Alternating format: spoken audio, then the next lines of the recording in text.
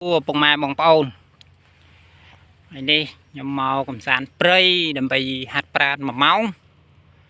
បាទត្រឡប់វិញឡើងដែរហើយក៏បានជួបឫស្សីនប់បាទនេះបងប្អូនតែមកចាអាមពីដីបងប្អូនអើយចុងស្អាតមែនទែននេះឫស្សីនប់បាទពួកក៏មាននប់នេះរបស់គាត់មួយដើមមួយច្រើនទៀតបាទនេះទៀតបាទនេះកាត់យកសាងជាតួអង្គបាទនេះបាទបងប្អូនស្អាតមែនទែនបងប្អូននេះប្រភេទនប់បាទហ្នឹងស្អាតណាព្រៃពូបងគាត់ធ្លាប់មកមុនណាដែលបាន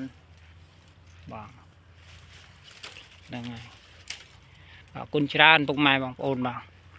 ចាំខ្ញុំកាត់ហើយខ្ញុំថតចែកជូនបងប្អូនទស្សនាទៀតបាទនេះបាទអរគុណច្រើនពុកម៉ែបងប្អូនបាទនេះពីគុលព្រៃឫស្សីបាទនេះអរគុណច្រើនពុកម៉ែបងប្អូនបាទ